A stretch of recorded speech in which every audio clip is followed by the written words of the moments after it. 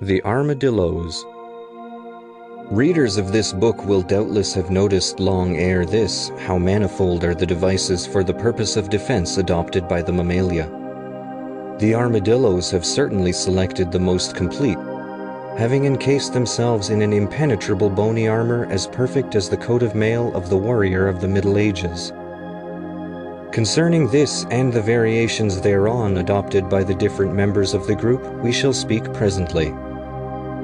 Armadillos are mostly confined to South America and occur both in the open pampas and the shady depths of the forest.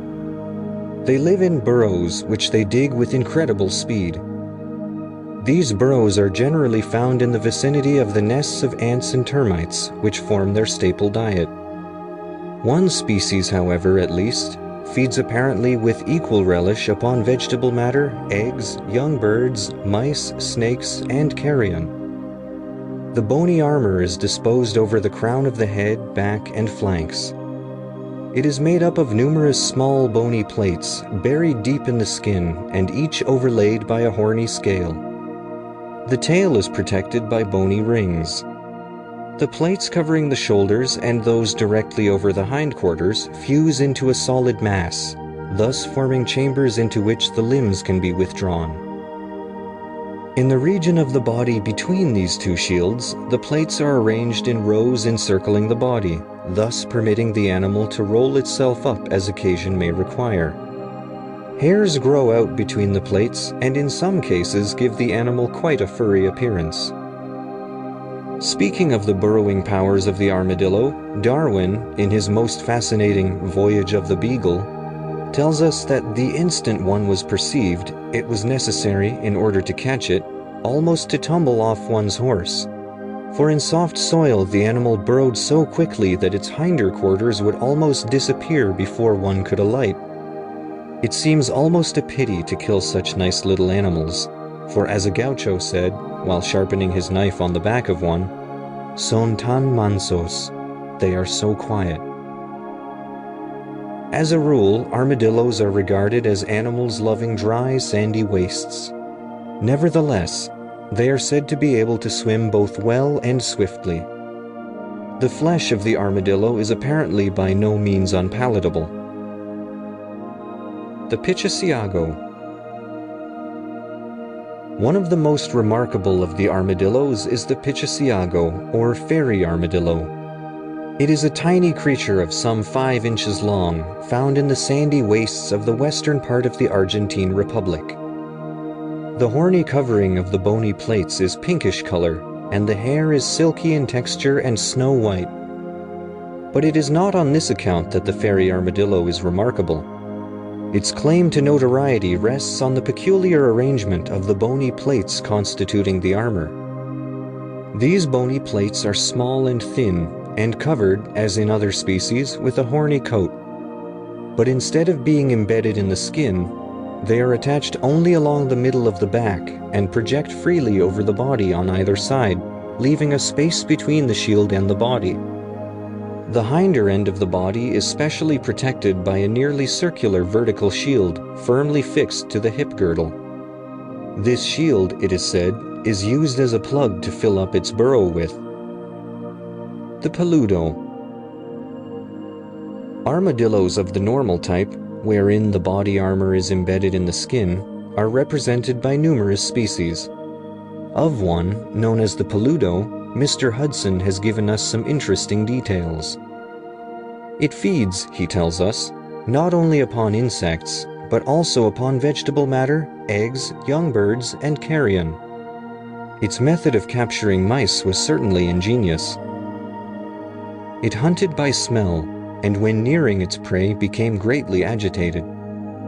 The exact spot discovered, the body was raised slowly to a sitting posture and then flung suddenly forwards, so that the mouse or nest of mice was imprisoned beneath and promptly dispatched.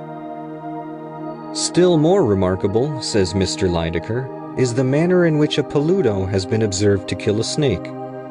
By rushing upon it and proceeding to saw the unfortunate reptile in pieces by pressing upon it closely with the jagged edges of its armor, and at the same time moving its body backwards and forwards. The struggles of the snake were all in vain, as its fangs could make no impression upon the panoply of its assailant, and eventually the reptile slowly dropped and died, to be soon afterwards devoured by the armadillo, which commenced the meal by seizing the snake's tail in its mouth and gradually eating forwards. The pangolins. The pangolins, or scaly anteaters, are perhaps even more curious creatures than the armadillos. They have been likened in appearance to animated spruce fir cones, to which indeed they bear a strange resemblance. This resemblance is due to the wonderful armature of the skin, which takes the form of large overlapping pointed horny plates or scales. The pangolins are confined to the Old World, occurring in South Africa and Southeastern Asia. Like the American anteaters, teeth are wanting, and the tongue is long and worm-like, being employed in the capture of insects, as in the New World anteaters. The scales of the manus are formed by the fusion together of fine hairs. Like the spines of the hedgehog and porcupine, they serve the purpose of offensive defense. For when the manus rolls itself up, these pointed scales project at right angles to the body and offer a formidable resistance to any enemy whatsoever. They also serve to break the force of a fall, which, indeed, is often voluntary. For should the animal wish to descend from the branch of a tree, it will often take a shortcut to the ground by deliberately dropping, the force of the fall being entirely broken by the elastic scales. In climbing, the tail is of the greatest service, its undersurface being clothed with pointed scales, which serve as so many climbing hooks. The grasp of a tree trunk gained by the hind legs and tail is so secure that the body can be moved to a horizontal position with ease. In a specimen kept in captivity by Mr. Fraser, this horizontal movement was a form of exercise which appeared to afford the greatest pleasure. The Aardvark. The custom of naming newly discovered animals after well-known forms to which they are supposed to bear some resemblance, physically or otherwise, is a common one. The animal now under consideration shows this once more, having originally received the name of Aardvark, earth pig, from the Boers of the Cape.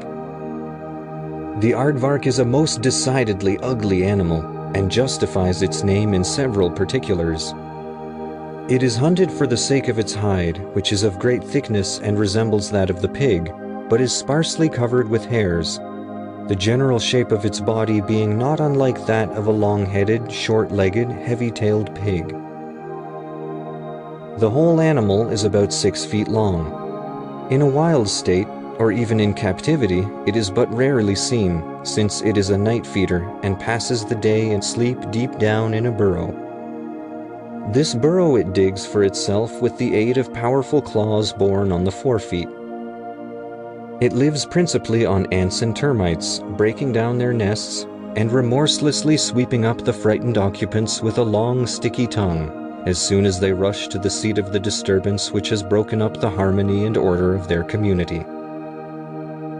At one time it was believed that the aardvark was a close ally of the pangolin, but later researches have disproved this, and have furthermore thrown doubt upon the probability of its relationship with any of the members of this group of mammals at all. There are 2 species of this animal, the Cape aardvark of South and Southeast Africa, and the Ethiopian aardvark of Northeast Africa.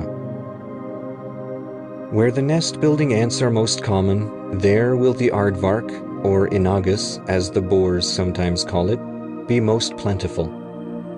The nests of these ants are huge structures of from 3 to 7 feet high, and often occupy vast areas of ground, extending as far as the eye can reach.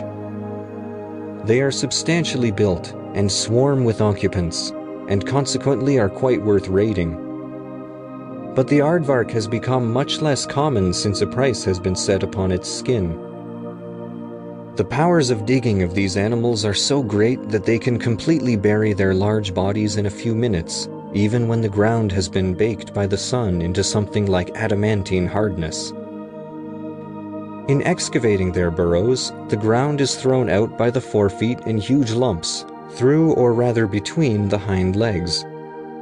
Shy and suspicious, the least unusual sound will send them scuttling to earth, for their sense of hearing is very keen. They seem to change their minds somewhat frequently when engaged in digging out a new burrow, for half-excavated burrows in the side of anthills are very commonly met with. A fully grown aardvark is about 6 feet long, generally rather more. Although this animal is frequently kept in captivity, it is but rarely seen by visitors, owing to its nocturnal habits, of which we have already spoken. The teeth of the aardvark are sufficiently remarkable to justify notice here.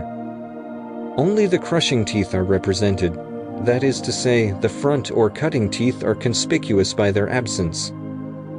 These crushing teeth number from 8 to 10 in the upper and 8 in the lower jaw on each side, but in the adult fewer would be found, the number being reduced to 5 in each side of the jaws. That is to say, there are but 20 all told. In structure, these teeth are quite remarkable, differing entirely from those of all other mammals, and resembling those of some fishes. Furthermore, they have no roots, but instead grow continually throughout life, which rooted teeth do not. End of section 60. Recording by Stephen Winterburn.